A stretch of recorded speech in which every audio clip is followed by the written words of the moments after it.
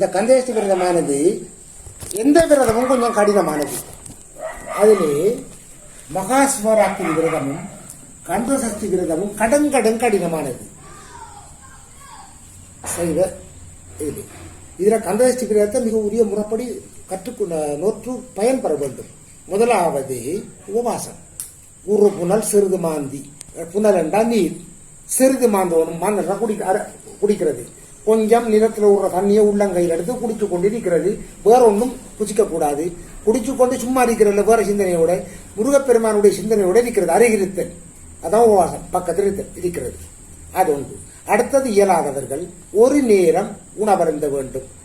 அதுவும் அவர்கள் பெரிய தாளிசங்கள், வெந்தய தாளியங்கள், அந்த பொரியல் இந்த பொரியல் என்றெல்லாம் இதுவரை காலத்தை விரதம் தான் நல்லா சாப்பிடுவோம். 7-8 கறிகள் எல்லாம் வைப்பாங்க. அங்க என்னென்றாலும் உணவில் பற்று பாசம் வருகின்றது. விரைவிரை சிந்திக்கிறதுக்கு காலம் வராது, தூக்கம்தான் வரும். ஆன காரணத்தாலே எல்லா காய் பிஞ்சுகளையும் போட்டு ஒரு சாறு வச்சு இலையிலே போட்டு இயலாதவர்கள் பண்ணிக்கொள்ளலாம். சிலர் பால் பழம் குடிக்கின்றார்கள். நாங்கள் உபவாசம் கொண்டு போட்டு பாலை குடிக்கிறார்கள், பழத்தை சாப்பிடுகிறார்கள், இளநீரை குடிக்கிறார்கள். ஒரு மனிதன் உணவு, அதாவது அன்ன ஆகாரம் இல்லாமல் பாலை மட்டும் அருந்தி 40 நாளைக்கு உயிர் வாழலாம். 40 நாளைக்கு உயிர் வாழலாம் என்றால் அந்த பாலில் இருக்கிற சத்து அப்படிப்பட்ட சக்தி. அது உபவாசம் அல்ல. அதெல்லாம் ஒரு இதானது. பால்பழம், நாங்கள் பால்பழத்தோடு இருக்கிறோம். என்ன விரதமா? கந்தசஷ்டி விரதத்தினுடைய சட்டம், முதலாவது சட்டம் உபவாசம். இயலாதவர்கள், இந்த விரதத்தை நோக்க இயலாதவர்கள் அதிகார அந்த ஒரு குருவின் மூலம் அதிகார சத்தம் இன்னொருவருக்கு கொடுக்க வேண்டும். எனக்கு இப்ப நான் இந்த விரதத்தை நோக்கிறேன் என்றால் இந்த வருஷம் எனக்கு இந்த விரதத்தை பிடிக்க உடல்நிலை இயலாது, தளருகின்றது. அதற்காக வேண்டி எனக்காக நான் ஒரு பிரதிநிதியை நியமிக்கலாம். ஒரு என்னுடைய கூட்ட நண்பனா அல்லது என்னுடைய குழந்தையா பிள்ளையா யாராவது, அல்லது மனைவியா அல்லது மாமாவா மைத்துனனா, யாராவது ஒரு ஆளை எனக்காக நியமிக்கலாம். குருவிடம் செல்ல வேண்டும். இவர் எனக்காக, அவருக்குரிய சந்தர்ப்பத்தை பண்ணுவார். அவர் அந்த 6 நாளும் உரிய முறைப்படி இந்த விரதத்தை நோக்க வேண்டும். இறுதியிலே அந்த 6 நாளுக்கு, இந்த கந்தசஷ்டி விரதத்தின் 6 நாளுக்குரிய பலன் அவருக்கு கிடையாது, எனக்குத்தான் கிடைக்கும். அவ்வாறு அதிகார தத்தம் பெற்று விரதத்தை நோக்க இயலாதவர்கள் இன்னொருவரை பிரதிநிதியாக வைத்து இந்த விரதத்தை அனுஷ்டித்துக் கொள்ளலாம். இது விரத படலம் கூறுகின்றது மாண்பியம். அடுத்தது, அதுவும் இயலாதவர்கள் விரதத்தை விடுத்து பூச நேரங்களிலே போய் முருகப்பெருமானை தரிசனம் செய்து வீட்டுக்கு வரலாம். அந்த பலனும் கிடைக்கும். நானும் விரதம் பிடிக்கிறேன், உகந்தைக்கு போயிட்டேன், நல்லூருக்கு போயிட்டேன், காந்தாவுக்கு போயிட்டேன், நானும் கந்தசஷ்டி விரதம் பிடிக்கிறேன் என்று சிறியவர்கள் பெரியவர்கள் எல்லாம் பெருமை கூறுவதில் ஒன்றுமில்லை. பக்தியாக பிடித்தால்தான் அதனுடைய பலனை பெற முடியும். எனவே இதை கருத்தில் கொண்டு உரியவர்கள் முறைப்படி இந்த விரதத்தை நோக்க வேண்டும் என்று சொன்னால் மட்டும் குருவானவரிடம் சங்கல்பம் பெற வேண்டும். சங்கல்பம் என்றால் அதன் பொருள் செய்காரியம் நிச்சயித்தல், செய்கின்ற காரியத்தை நிச்சயித்தல். குருக்கள் உங்களுக்கு தெப்ப போடுவார், பௌத்திரம் சொல்றது போட்டு சங்கல்பம் சொல்லுவார். அப்பா அவர் சொல்ல போறார், இந்நாள் இந்த 6 நாளும் இந்த விரதத்தை அனுஷ்டிக்க போகின்றார் சட்டப்படி என்று செய்கின்ற காரியத்தை அன்றைக்கு நிச்சயிக்கிறார் குருக்கள்.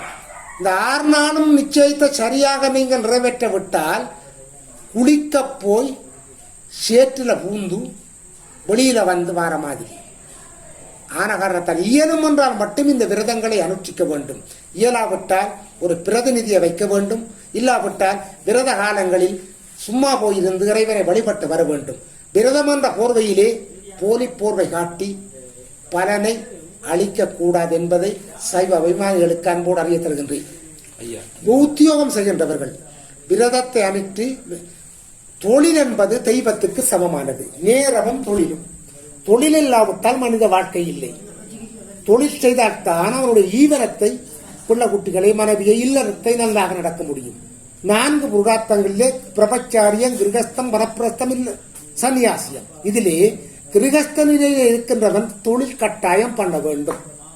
பிரம்மச்சாரியத்தில் இருக்கின்றவன் போய் ஒரு சந்நிதியில இருந்துட்டு தியானம் பண்ணிட்டு ஏதோ சந்நிதியில கிடைக்கிறத உணவருந்துட்டு வரலாம். ஆனால் அவன் கிருகஸ்தனாகினால் அவன் கட்டாயம் தொழில் புரிய வேண்டும். அந்த ஊதியத்தை கொண்டு தன்னுடைய குடும்பத்தை அவன் பராமரிக்க வேண்டும். எனவே தொழில் செய்கின்றவர்கள் அந்த 6 நாள் விரதம் பிடித்தால் தொழிலுக்கு செல்லலாம். பக்குவமாக வேறவர்களோடு கற்ற பெரியார்களோடு தர்க்கித்தெதிர்த்து கடிந்த சொல் பேசிடக்கூடாது. கொல்லாது கொல்லுமட மங்கையர்கள் இங்கித கொள்ளையிலும் மயங்கிடக்கூடாது. இவ்வாறான திரிகடன சுத்தியோடு வேலைக்கு போயிட்டு பூசை நேரத்துக்கு ஆலயத்துக்கு வந்துருவோம். வந்து குருவானவர் பூஜை செய்கின்ற வேளையிலே அந்த பூசையை ஏற்றி அவர் தார பத்திர புஷ்பத்தை போட்டு போய் மனைவி மக்களோடு இருந்து உணவருந்திய உபாசம் இருந்து அந்த விரதத்தை முடித்துக் கொள்ளலாம். தொழில் முக்கியம். தொழில் இருந்தால் தான் விரதத்தை மேற்கொள்ளலாம். ஒரு குருக்கள்கிட்ட போனால், நான் ஒரு குருக்கள் தான், ஐயா ஒரு கணபதி ஹோமம் என்றால் போடுவார் சிட்டு, ஐயா ஒரு சுமங்கலி பூஜை என்றால் போடுவார் சிட்டு. என்ன செய்வது? இது ஆகம விதி, சிவபெருமானால் ஆக்கப்பட்டது என்று சொல்லி அன்றிருந்து முதலாக வழக்கத்தில் வருகின்றது. அதை நம்மளால மாற்ற முடியாது. செலவு செய்துதான் வழிபாடு செய்ய வேண்டியிருக்கின்றது எங்களுடைய இந்து சமயத்திலே. அந்த வகையிலே விரதத்துக்கு செலவு செய்ய வேண்டும் வரும். இப்போ பத்திர காசு கொடுக்க சொல்லுவாங்க, குருக்களுக்கு தெப்பலாற்ற தக்கின கொடுக்க சொல்லுவாங்க, வேட்டிச்சாலை பூஜைக்கு வேட்டிச்சாலை கொடுக்க சொல்லுவாங்க, அபிஷேகத்துக்கு சாமான் கொண்டு சொல்லுவாங்க. இதுக்கெல்லாம் காசு வேணும். தொழில் செய்தால்தானே காசு கொடுக்கலாம். இறைவன் மன்னிப்பார். தொழிலுக்கு போங்கோ, பக்குவமாக இருந்து பூசை நேரத்துக்கு வாருங்கோ. அரகர நமோ பார்வதி வதே.